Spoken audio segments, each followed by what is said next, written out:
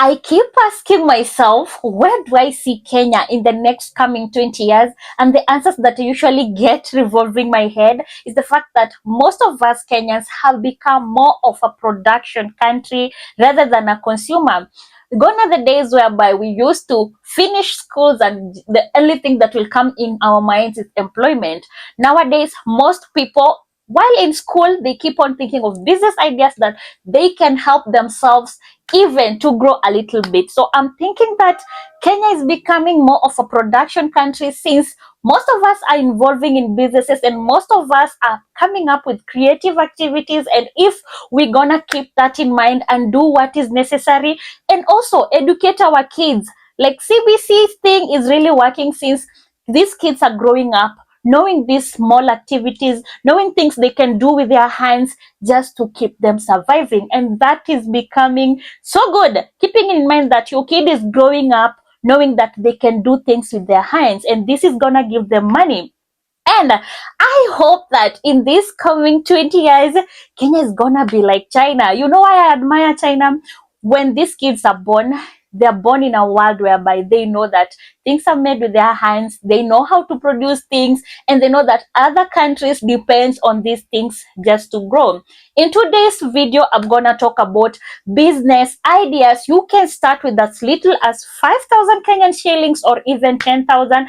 And the good part about this video is the fact that I'll be showing you where to get these things at a wholesale price, and also we'll be talking on how you can start it, how you can plan it, why is it necessary to start such kind of a business, and why is it that I'm gonna start this business with 5,000 and what is the margin profit that I'm gonna make at the end of the day. We will cover one topic, this being number one video on this channel on business ideas you can start and creative activities we can do with our hands and make money at the end of the day. My name is Doreen and this is Dop Consultancy, where we get to talk about any matter revolving finance.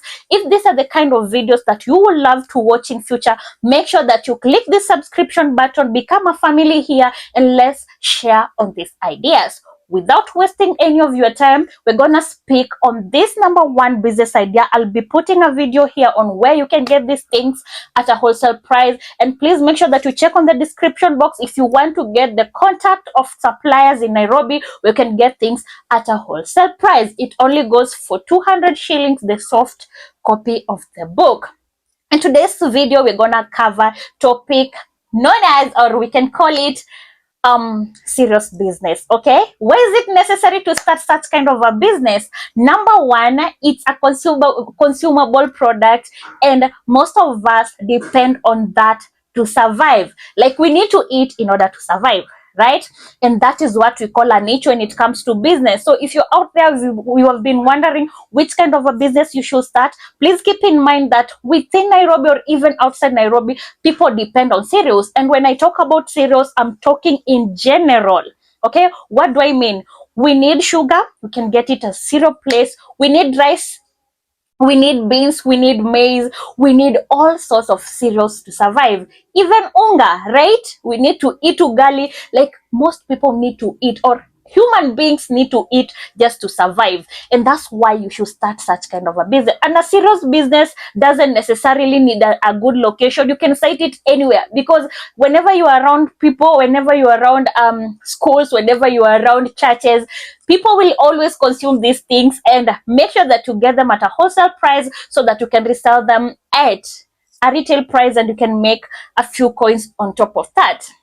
Number one reason, we have covered it, why you should start such kind of a business, and we have said that it's a consumable business whereby people need to eat to survive. That is number one. Where can you cite it? We have covered it. You can cite it anywhere. It's not necessarily you need to cite it in a specific place. Yes, sometimes it might need that, but this is the kind of business that everyone needs to use these goods just to survive. Number three, the fact that you should start such kind of a business also is the fact that these things are not like fresh goods whereby you need refrigerators, you need to keep them somewhere so that they may not spoil, like haziozi. You can just keep that, like beans, like maize. These are things that can stay for a very long time before they start rotting or something like that.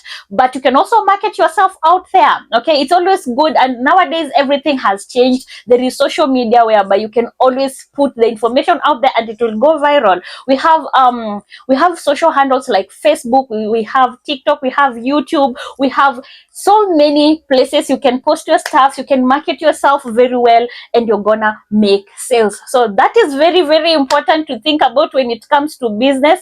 Always make sure that you are marketing yourself out there. You don't just sit and wait for people to come and know that you're there. You must put the information out there. Let me give you an example. You started cooking at home, you don't have a place, and you want people to know about your recipes and everything. How are you gonna make sure that people know about it? Then it means that you're gonna market yourself. You're gonna tell people that this is what I do. Make your best tea, make your best pilau, give them the recipe, take a video of the sum of what you have cooked, pack them well, and make sure that you're putting your information out there. So it's very, very important when it comes to marketing. Market yourself well. Even if you have walk-in clients, make sure that you market yourself well. How do you plan for such businesses? It's very simple. Make sure that you know it's what you want to start, and also make sure that you keep weighing the business ideas that you want to start. There are three things that are usually very important when it comes to business. Knowing what you want, that is a business idea, a must. You must think of what you want. Number two is capital. After you have think about what you want to do, that's when you start saving for the capital. Most of us do the vice versa. We save money, then we think about what you want to do. But actually, in real sense, you're supposed to think of what you want to do. Make sure that you have the real amount that you want to start your business with. Weigh it. If you want to start it at home, you don't want to have a place, you don't want to pay for rent, then fine. If you want to pay for rent, make sure that you're budgeting for this, so that when you're saving, you know what you're saving for. Number three, where are you going to set this thing? Where's the need? Where are you going to put that business? Is it a rental place? Is it near the school? Is it, you must have a niche of where you're going to site your business. And the last part, which is usually very, very important, where you going to get these things at a wholesale price. Okay, make sure you go through the market, know who is selling at a cheaper price, because so many people call themselves a wholesale price. Even if I start a business right now and want to sell in bulk, I'll always tell you that I am selling at a wholesale price. Make sure that you weigh these wholesalers, visit different places, and make sure that you're weighing who is selling at a better price. And when I'm going to put my business at a specific particular place, how am I going to sell to make profit at the end of the day? In today's video, I've shown you a video of where you can get these things at a wholesale price, and the best place I've seen, I know there is Kirinyaga, there is so many places you can get these cereals, but when I weighed the prices, I felt like at Isili here.